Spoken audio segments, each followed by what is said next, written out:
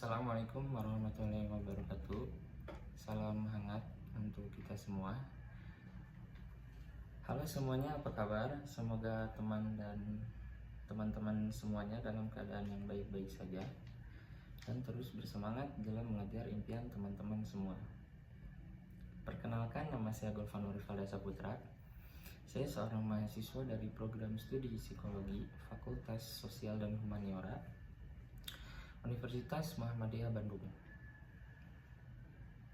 Sebelumnya, saya ingin mengucapkan terima kasih atas kesempatan yang telah diberikan kepada saya untuk berbagi pengetahuan dalam rangka ujian tengah semester ini untuk mata kuliah psikologi umum. Saya sangat senang dan merasa bangga bisa berinteraksi dan menyampaikan materi ini kepada teman-teman semua, yang tentunya saya harap dapat bermanfaat untuk memperdalam pemahaman kita tentang ilmu psikologi. Saya berharap juga kita semua tidak hanya menjadi mahasiswa yang paham teori saja, tapi juga manusia yang lebih bijak dalam memahami seksama. Oke, sebelum kita masuk ke materi, saya akan menjelaskan sedikit tentang psikologi itu. Apa sih psikologi itu? Nah, secara etimologis, kata psikologi ini berasal dari bahasa Yunani, yaitu psi yang berarti jiwa dan logi itu logos yang berarti ilmu. Nah, jadi psikologi itu adalah ilmu yang mempelajari jiwa, pikiran, dan perilaku manusia. Jadi, psikolog itu mencoba kita untuk memahami kenapa kita berpikir dan bertindak sesuatu. Misalnya, kenapa sih kita itu bisa ngerasa senang ketika kita mendapatkan sesuatu, atau sebaliknya, kenapa kita bisa merasa sedih ketika kita kehilangan sesuatu yang berharga. Nah, tapi psikolog nggak cuma sekedar melihat apa yang dilakukan di luar saja, tapi juga mencoba mengerti apa yang terjadi di dalam pikiran kita. Misalnya, gimana cara memproses informasi, gimana perasaan kita terbentuk, dan apa yang memotivasi kita untuk melakukan sesuatu. Nah, dengan memahami hal-hal ini, kita bisa lebih mengenal diri sendiri dan juga orang lain. Nah, psikolog juga nggak cuma fokus pada orang dewasa saja, tapi juga mempelajari perkembangan manusia dari bayi hingga tua nanti.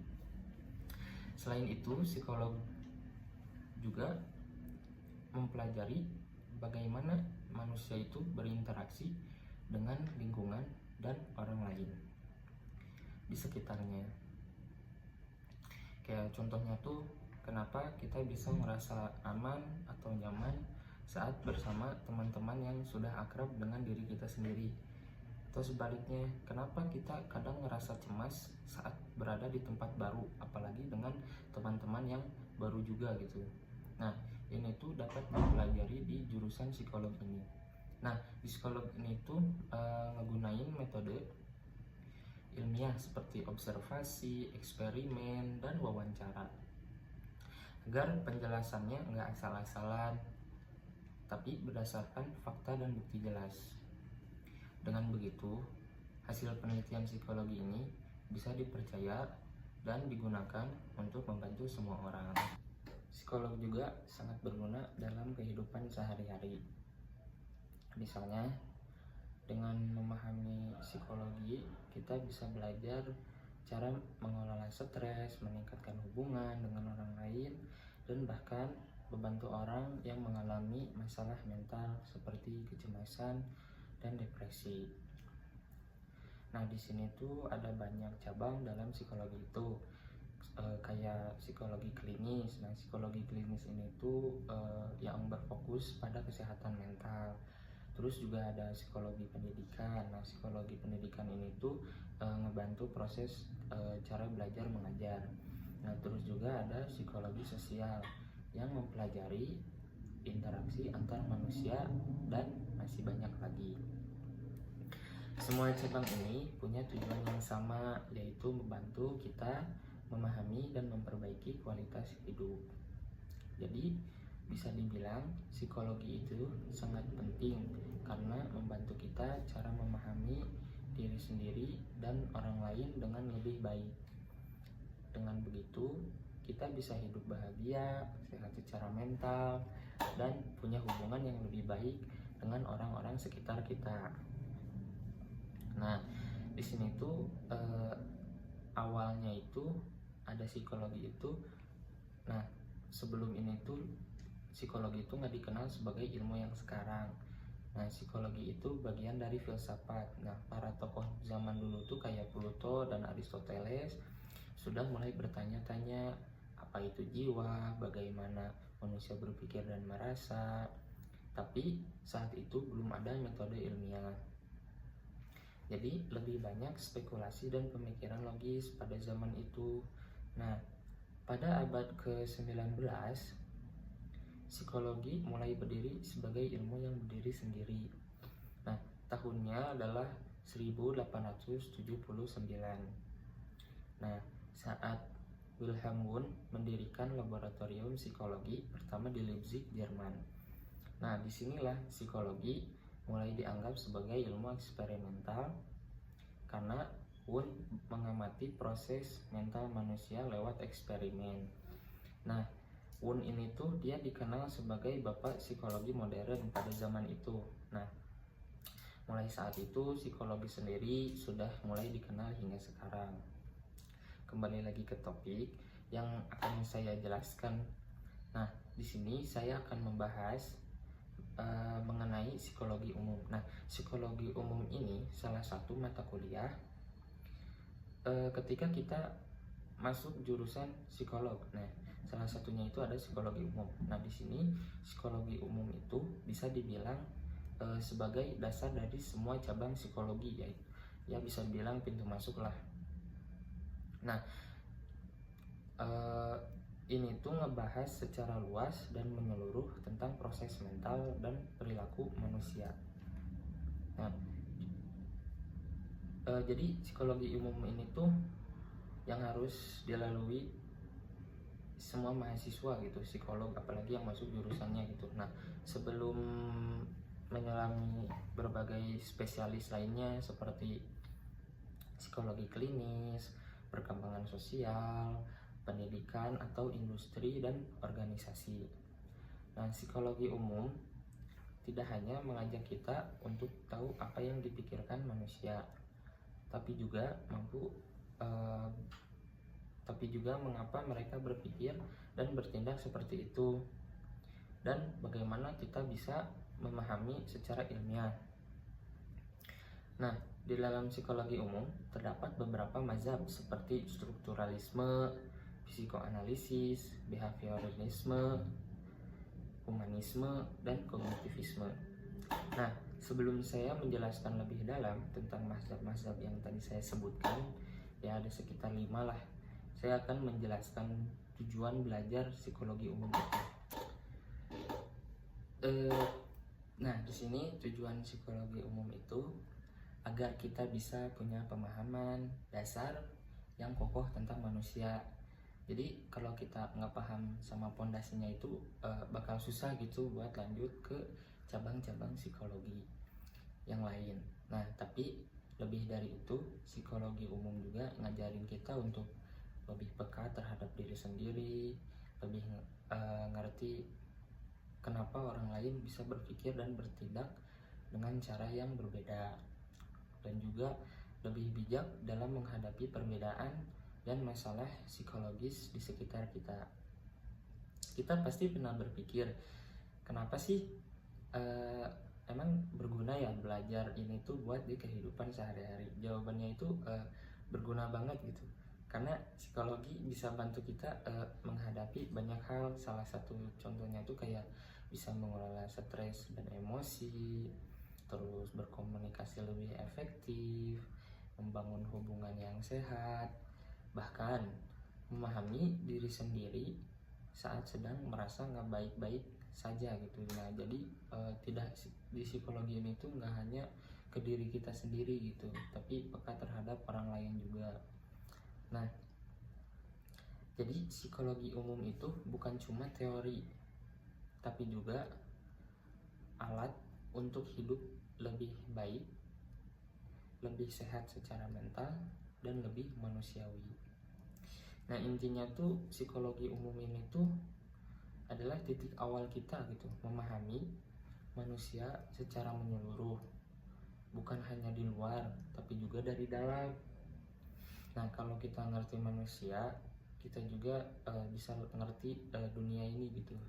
Dan dari situlah perjalanan kita sebagai calon psikologi dimulai. Nah, dalam psikologi umum juga terdapat mazhab-mazhab yang mendasari cara ilmuwan psikolog dalam memahami jiwa dan perilaku manusia. Nah, di sini saya akan menjelaskan sedikit saja, sedikit sih, ya sepengetahuan saya saja tentang mazhab-mazhab dalam psikologi ini. Nah, yang pertama itu ada strukturalisme. Nah, strukturalisme ini merupakan mazhab psikologi pertama yang muncul secara resmi, dikenal sebagai awal dari psikologi ilmiah. Mazhab ini berupaya memahami struktur dasar pikiran manusia. Tokoh utama dalam mazhab ini ada Wilhelm Wundt dan juga Edward Titchener. Nah, Wilhelm Wundt ini tuh yang mendirikan laboratorium psikologi pertama kali di Leipzig, Jerman, yang tadi saya jelaskan. Nah, pada tahun 1879. Nah, kalau Edward Titchener ini tuh dia tokoh yang membawa dan mengembangkan strukturalisme ke Amerika Serikat. Nah, fokus utama di mazhab ini yaitu untuk mempelajari struktur, kesadaran, dan pengalaman subjektif manusia. Nah, ada juga untuk mengurai pengalaman mental ke dalam unsur-unsur dasar seperti sensasi, emosi, dan juga persepsi. Nah, di sini juga di mazhab ini juga metode yang digunakan di mazhab ini yaitu introspeksi terkontrol. Nah, ini tuh jadi partisipan itu dilatih untuk mengamati dan melaporkan pengalaman mental mereka secara terstruktur. Terus ada juga kontribusi pada mazhab ini, nah yaitu menjadikan psikologi sebagai ilmu eksperimental yang berbeda dari filsafat, dan juga mendorong penelitian laboratorium awal tentang persepsi dan kesadaran. Nah, di sini di setiap mazhab itu ada kelemahan ya. Nah, di kelemahan mazhab ini yaitu introspeksi dianggap tidak reliable karena bersifat subjektif dan sulit diukur. Tidak mampu menjelaskan fungsi pikiran dalam kehidupan sehari-hari. Ditantang dan kemudian digantikan oleh mazhab-mazhab yang lebih fungsional dan empiris seperti behaviorisme. Nah, itu. Nah, yang kedua ada psikoanalisis. Nah, psikoanalisis ini ialah berkembang dari praktik klinis dan pengalaman Sigmund Freud dengan pasiennya. Nah, ini tuh adalah mazhab pertama yang menekankan pentingnya alam bawah sadar. Nah, tokoh pada mazhab ini tuh yang pertama ada Sigmund Freud. Nah, Sigmund Freud ini tuh pencetus teori psikoanalisis. Nah, terus juga ada pengembang mazhab ini, antaranya tuh kayak Carl Jung, Alfred Adler, sama Erik Erikson. Fokus utama dalam mazhab ini yaitu jiwa manusia terdiri dari 3 bagian. Yang pertama itu ada id itu naluri, terus juga ada ego itu logis atau penengah, dan juga ada superego natural.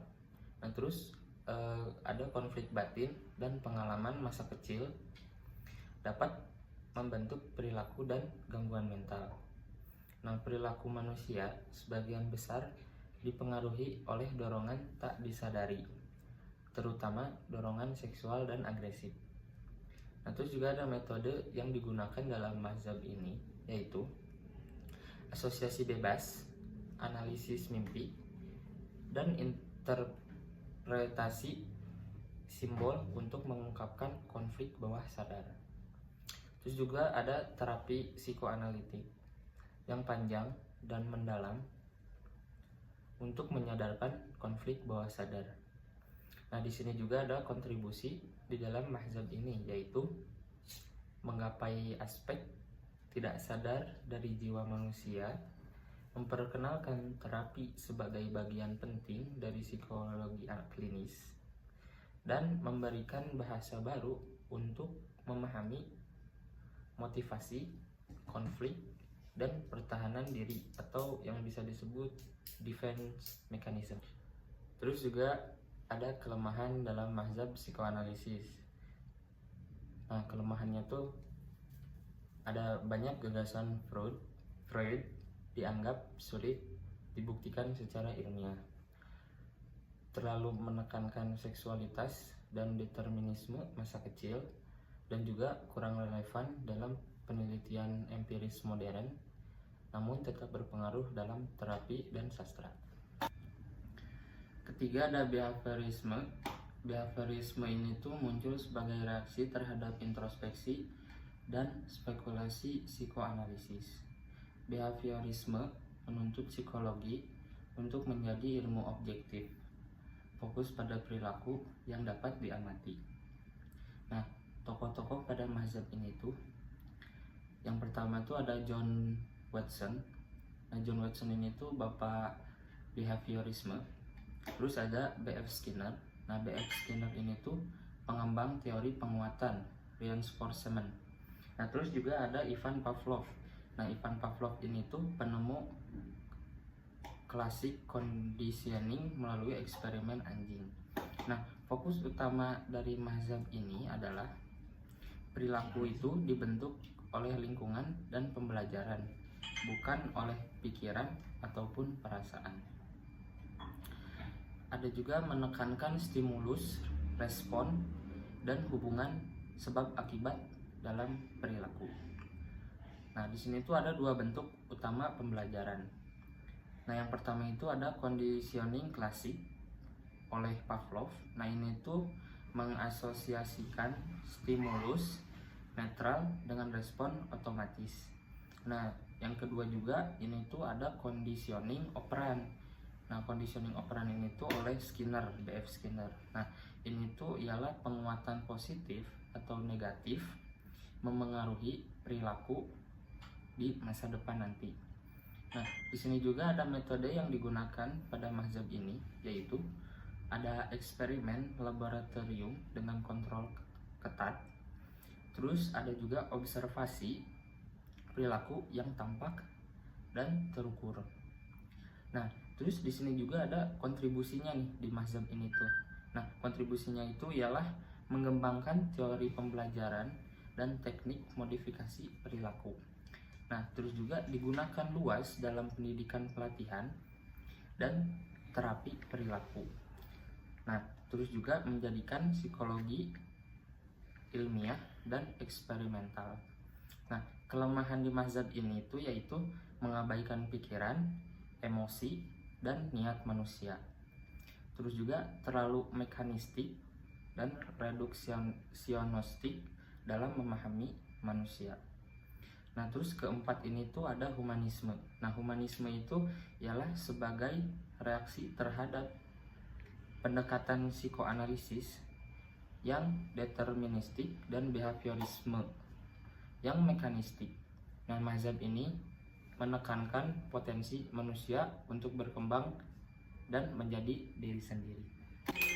Nah, tokoh utama di mazhab ini yaitu ada Carl Rogers. Nah, Carl Rogers ini tuh pencetus terapi berpusat pada klien.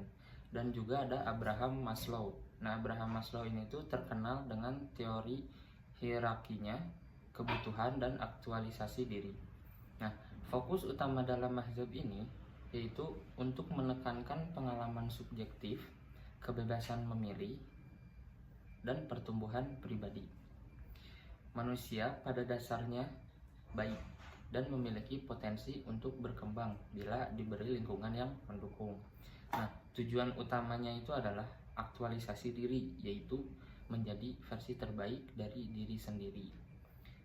Nah, di sini ada metode yang digunain di mazhab ini tuh ada wawancara terbuka dan empati. Terus ada terapi yang mendengarkan dengan penuh penerimaan dan tidak menghakimi. Nah, kontribusi yang dilakukan pada mazhab ini tuh untuk memberikan perhatian pada martabat dan berkehendak bebas manusia, mendorong pendekatan yang lebih empatik dan suportif dalam terapi psikologi, terus memunculkan banyak teknik konseling modern. Nah, kelemahan yang ada di mazhab ini yaitu kurang fokus pada metodologi ilmiah, konsep seperti aktualisasi diri sulit didefinisikan dan diuji secara objektif. Yang kelima, ada kognitivisme. Nah, kognitivisme ini tuh ialah dominasi dari behaviorisme. Nah, mazhab kognitivisme ini tuh muncul pada pertengahan abad ke-20.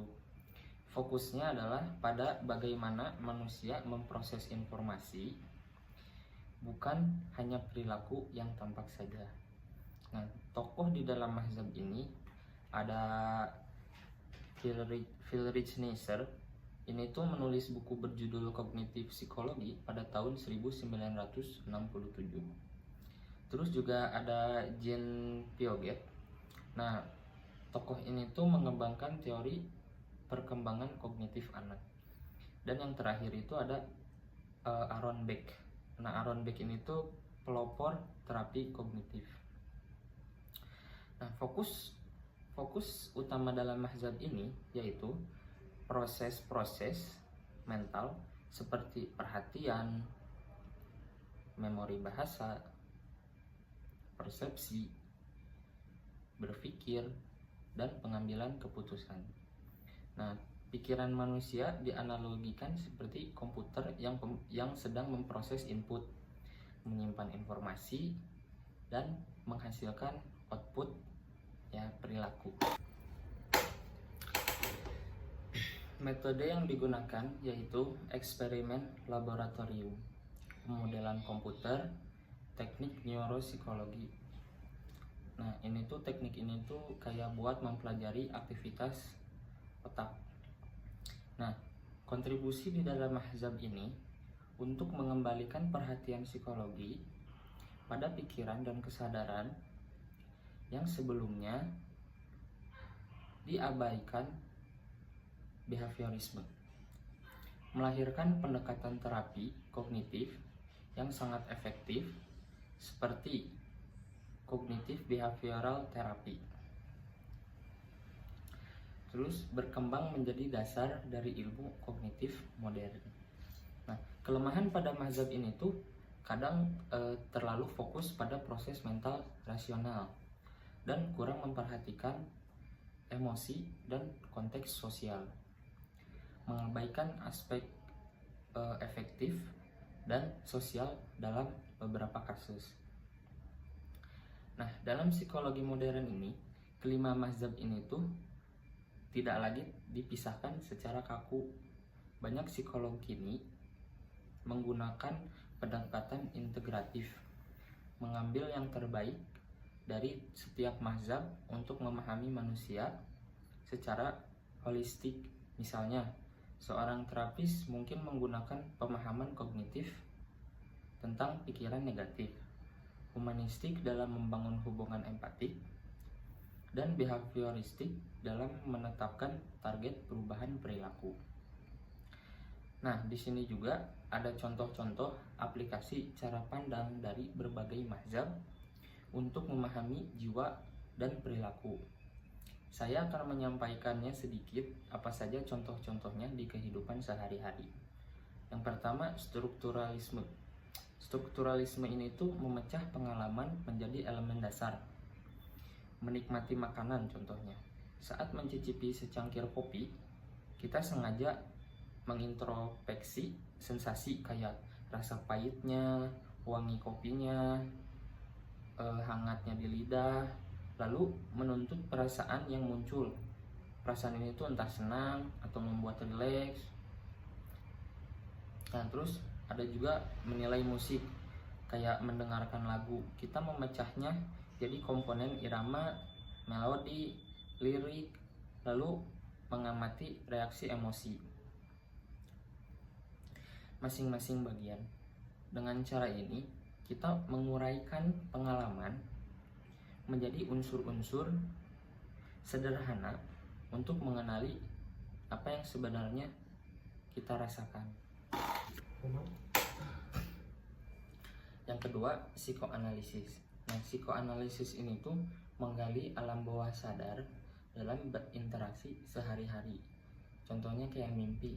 Nah, mimpi itu setiap pagi itu adalah simbol dari emosi yang muncul lalu mencari kaitan dengan peristiwa atau kekhawatiran yang belum kita sadari. Pemilihan konflik kecil. Nah, ketika kita tiba-tiba marah tanpa sebab yang jelas, kita bisa bertanya, apakah memori pada masa kecil kita itu yang belum terselesaikan? Misalnya kayak kita itu punya rasa takut dimarahi guru dulu. Nah, terus sekarang itu muncul waktu kita dimarahi oleh orang tua. Nah, ada juga asosiasi bebas saat menulis. Kita itu bisa menulis apa saja yang terlintas di pikiran kita untuk menemukan pola pikiran tersembunyi yang memengaruhi mood kita sehari-hari. Nah, metode ini tuh membantu menarik konflik atau dorongan bawah sadar ke permukaan, sehingga kita bisa memahaminya dan mengelolanya lebih baik. Nah, terus yang ketiga itu ada behaviorisme. Behaviorisme ini tuh mengubah kebiasaan melalui penguatan dan hukuman. Nah, ini tuh contohnya tuh bisa kayak membentuk rutinitas olahraga, menetapkan reward kecil, misal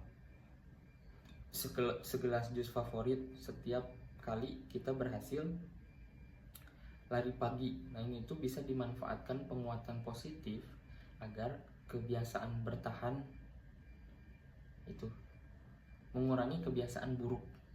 Jika ingin berhenti mengemil malam, nah setiap kali kita tergoda, kita itu mempunyai dorongan itu sejenak tanpa reward gitu. Nah, kemudian catat perkembangannya dalam kalender, ngegunain penguatan negatif, yaitu kehilangannya tanda silang. Jadi kayak misalnya kalau kita udah berhasil berhenti nyemil malam gitu, jadi kita itu silang aja di kalender biar kita itu tahu progresnya sampai mana. Terus mengajarkan anak disiplin, kayak memberi uang atau buah favoritnya. Jadi ketika anak ngeberesin mainan yang dimainin oleh anak tersebut itu, kita tuker nih oleh hadiah,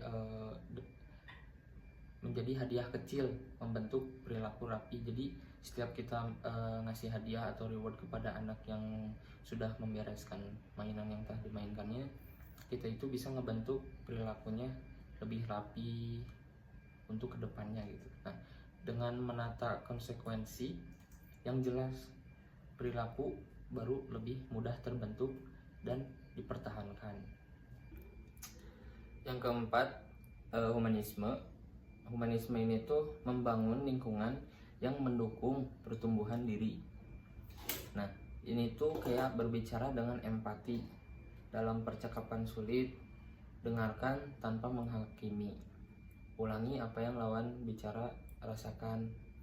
Terus menetapkan tujuan pribadi, menyusun bucket list yang mencerminkan nilai dan minat kita, misal belajar melukis, traveling. Nah, ini tuh sebagai langkah menuju aktualisasi diri. Nah, terus ada refleksi diri harian, kayak kita itu menulis 3 hal berhasil yang kita dapat setiap harinya.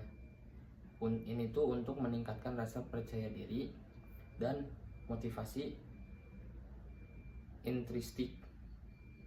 Nah, pendekatan ini tuh memfokuskan pada potensi dan berkebebasan memilih, sehingga kita tumbuh sesuai nilai dan aspirasi pribadi.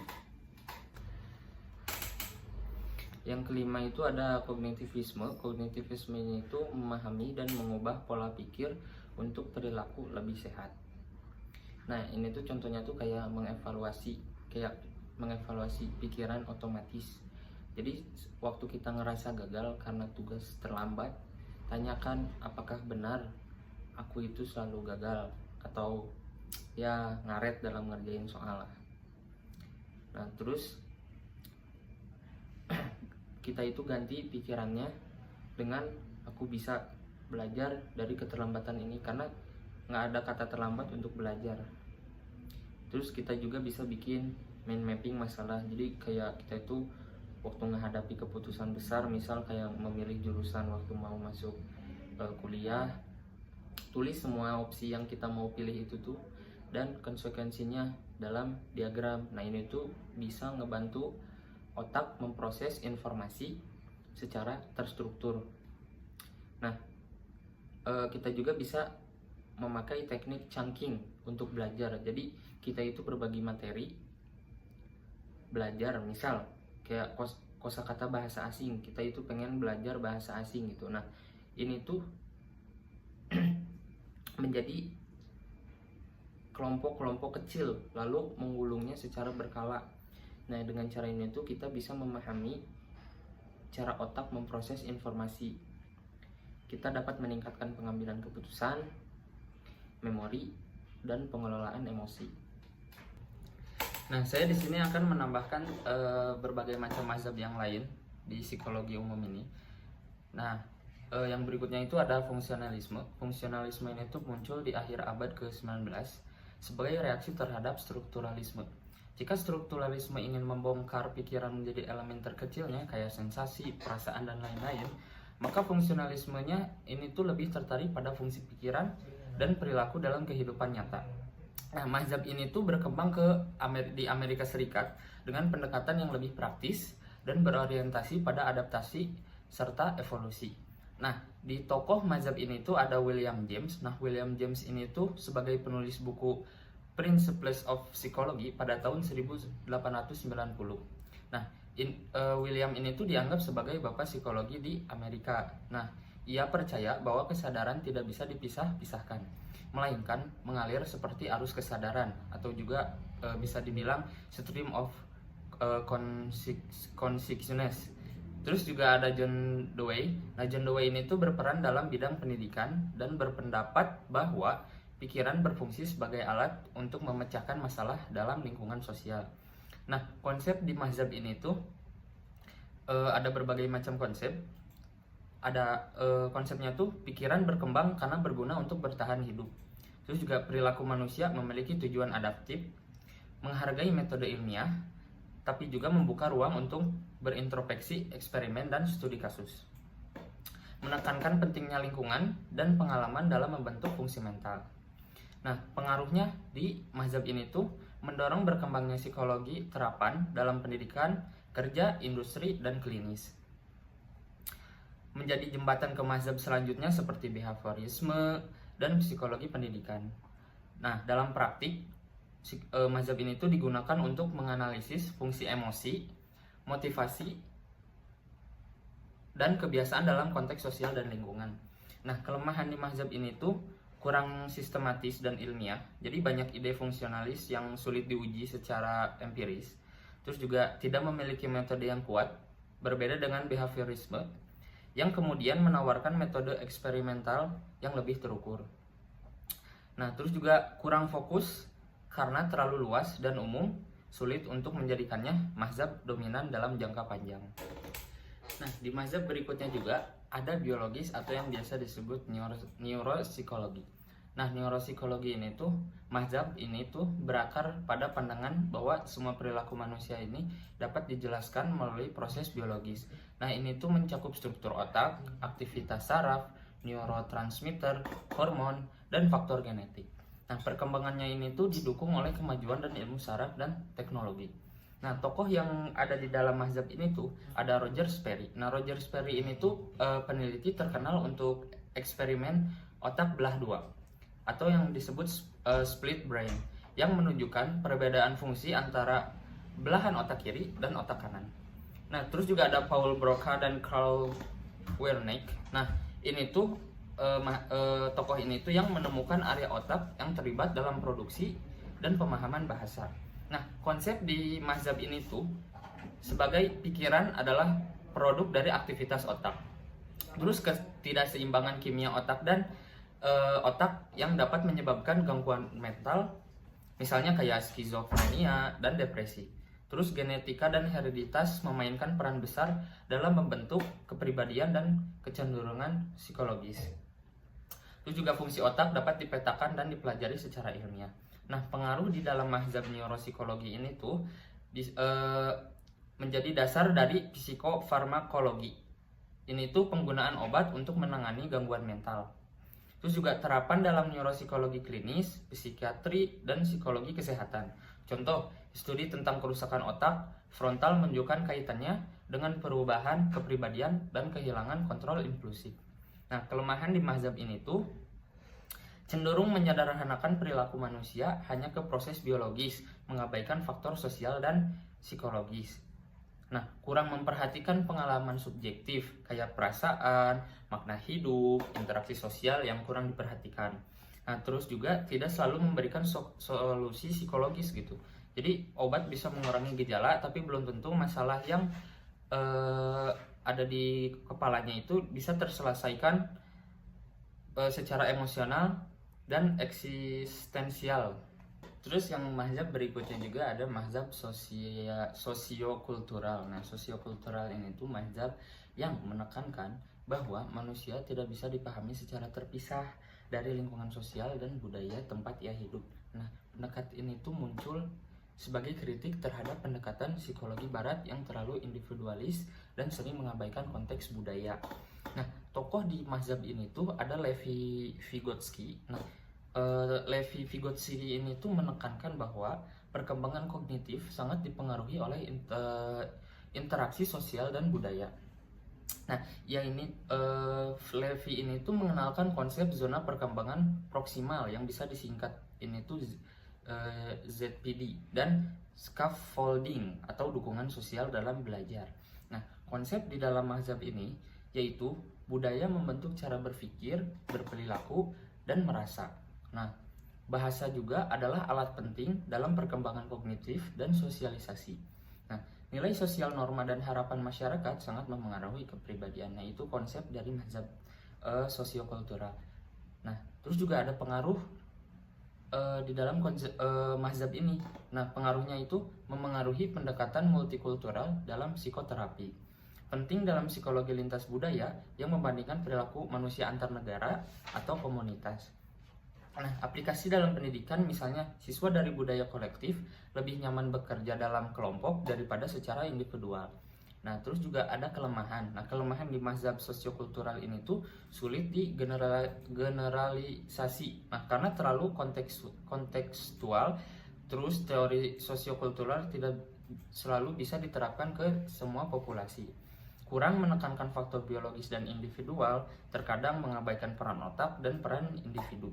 Nah, metodologi yang sering kualitatif dan interpretatif. Nah, ini tuh kurangnya presisi dalam pengukuran dan eksperimen kualitatif. Nah, terus yang terakhir ada evolusioner. Nah, evolusioner ini tuh berasal dari teori evolusi Charles Darwin. Nah, psikologi evolusioner berasumsi banyak bahwa aspek perilaku manusia adalah hasil dari adaptasi biologis untuk bertahan hidup dan berproduksi.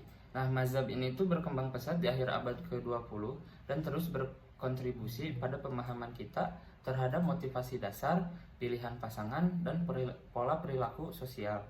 Nah, tokoh yang ada di mazhab ini tuh ada salah satunya ada David Buss. David Buss ini tuh peneliti utama di bidang psikologi evolusioner, khususnya dalam hal psikologi seksual dan pilihan pasangan. Nah, terus juga ada Leda Kosmaitz dan John Tobey. Nah, dua tokoh ini tuh mengembangkan teori tentang modul kognitif evolusioner yang berfungsi untuk menyelesaikan masalah bertahan hidup tertentu. Nah, terus ada konsepnya. Konsep di mazhab ini tuh, jadi perilaku manusia adalah hasil dari tekanan seleksi alami yang dialami nenek moyangnya. Terus pikiran manusia berisi modul atau mekanisme adaptif khusus. Terus juga perbedaan gender dalam perilaku seringkali dijelaskan berdasarkan strategi reproduktif yang berbeda secara evolusioner. Nah, pengaruh di mazhab evolusioner ini tuh menjelaskan perilaku universal seperti rasa takut pada predator, kasih sayang terhadap anak, atau kecemburuan dan kerjasama sosial. Terus juga aplikasi dalam kriminologi evolusioner, psikologi organisasi, dan psikologi hubungan.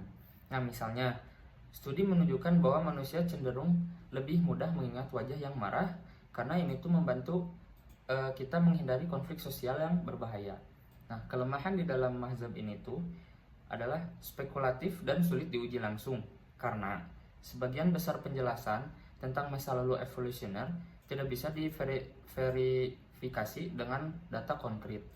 Terus juga overgeneralisasi. Nah, ini tuh tidak selalu mempertimbangkan pengaruh budaya, lingkungan, dan pengalaman hidup modern. Nah, terus juga bisa menjustifikasi stereotip, misalnya pandangan evolusioner tentang perbedaan gender bisa disalahartikan sebagai pembenaran atas ketimpangan sosial. Di sini juga ada contoh-contoh aplikasi cara pandang yang barusan mazhab yang barusan saya bacakan. Nah, di sini tuh yang fungsionalisme.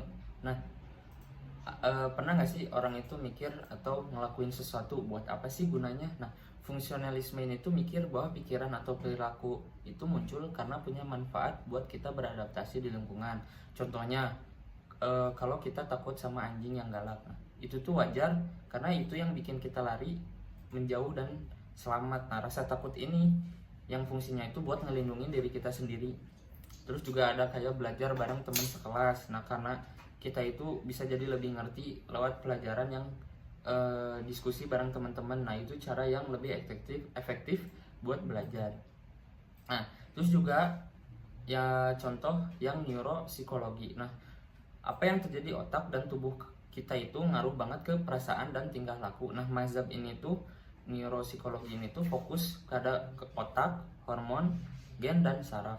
Nah, contohnya tuh kalau waktu kita lagi galau sampai nggak semangat buat ngapa-ngapain.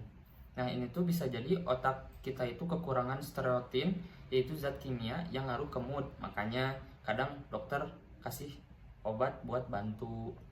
Nah, terus juga contoh di mazhab sosiokultural. Nah, kadang kita mikir perilaku kita tuh nggak lepas dari budaya, keluarga, lingkungan, dan teman-teman sekitar. Nah, mazhab ini tuh dipercaya kalau lingkungan sosial itu punya pengaruh besar. Nah, contohnya tuh kayak ada anak yang jadi pemalu di kelas. Nah, itu tuh bisa jadi karena dia dibesarkan di dalam budaya yang ngajarin untuk sopan dan gak terlalu menonjol gitu. Terus juga ada orang tua di Indonesia yang lebih protektif ke anak, kayak segala dilarang gitu. Nah, ini tuh karena budayanya yang mengajarin buat lebih dekat dan terlibat dalam hidup anak-anak.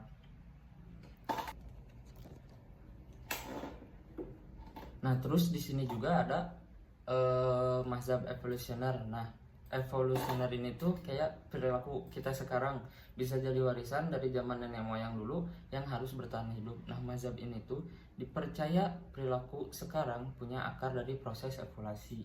Nah, contohnya tuh di sehari-hari kita tuh kayak takut sendirian di tempat gelap. Nah, karena kita itu di tempat gelap, kita itu bisa berpikir negatif gitu di malam hari. Kayak contohnya tuh takut sama hantu lah atau ada apalah yang bisa diri kita itu jadi takut gitu. Karena kita tuh mikirnya takut gelap itu bisa menyelamatkan diri gitu. Itu contoh sehari-hari yang di mazhab evolusioner. Sebagai penutup, perjalanan ilmu psikologi tidak lepas dari dinamika pemikiran yang beragam dan terus berkembang. Setiap mazhab dalam psikologi lahir dan kebutuhan untuk memahami sisi-sisi tertentu dari perilaku dan kehidupan mental manusia. Dari pendekatan awal strukturalisme yang mencoba memecah pikiran manusia menjadi bagian-bagian terkecil, hingga pendekatan humanisme yang menempatkan manusia sebagai makhluk yang memiliki potensi luar biasa dan dalam kebebasan dalam memilih jalan hidupnya. Semua aliran ini telah memperkaya cara kita memahami manusia sebagai individu yang kompleks. Psikoanalisis membuka mata dunia terhadap pentingnya alam bawah sadar dan pengalaman masa kecil dalam membentuk kepribadian. Sementara behaviorisme membawa pendekatan ilmiah yang lebih objektif terhadap perilaku. Di sisi lain, kognitivisme muncul sebagai reaksi terhadap keterkaitan behaviorisme dengan menekankan pentingnya proses berpikir dalam memahami perilaku. Fungsionalisme, meskipun seiring kali dilihat sebagai transisi antara strukturalisme dan behaviorisme, memberikan pengaruh besar terhadap lahirnya psikologi, terapan, dan pendidikan. Kini, dalam praktik modern, psikologi tidak lagi terlihat secara ketat pada satu mazhab saja. Pendekatan yang integratif dan elektrik menjadi lebih dominan, di mana psikolog menggabungkan teori dan teknik dari berbagai aliran sesuai kebutuhan individu yang mereka bantu. Hal ini mencerminkan bahwa manusia tidak bisa dipahami hanya dari satu sudut pandang saja, melainkan harus melalui lensa yang luas dan fleksibel. Akhirnya, psikolog itu bukan hanya tentang ilmu, pikiran, dan perilaku teori, juga tentang kemanusiaan itu sendiri. Tentang bagaimana kita memahami diri, bersosialisasi dengan baik, serta menjalani hidup dengan kesadaran dan tujuannya yang lebih dalam. Nah, itulah yang saya jelaskan tentang materi ini, yaitu tentang apa itu psikologi umum dan berbagai mazhab-mazhabnya yang telah saya jelaskan tadi, dan contoh-contohnya dari berbagai mazhab di kehidupan sehari-hari. Nah, demikianlah video yang telah saya sajikan. Saya berharap apa yang telah saya sampaikan ini bisa memberikan wawasan baru gitu, menambah pengetahuan, dan tentunya bermanfaat bagi siapapun yang menyimak video ini. Saya menyadari bahwa dalam penyampaian ini tuh saya masih terdapat banyak kekurangan gitu, entah itu dalam hal penyajian maupun teknik pelaksanaan. Nah, untuk itu saya ingin dengan rendah hati saya ingin memohon maaf atas segala kekurangan tersebut. Nah, tugas ini bukan hanya sekedar kewajiban akademik,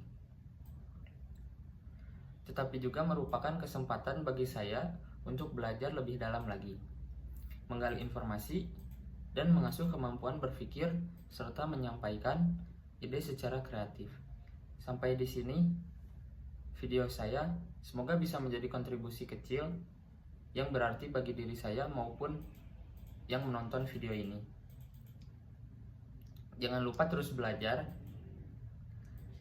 serta terus bertanya dan terus berkarya. Sekian dari saya. Terima kasih atas perhatiannya. Sampai jumpa di lain kesempatan.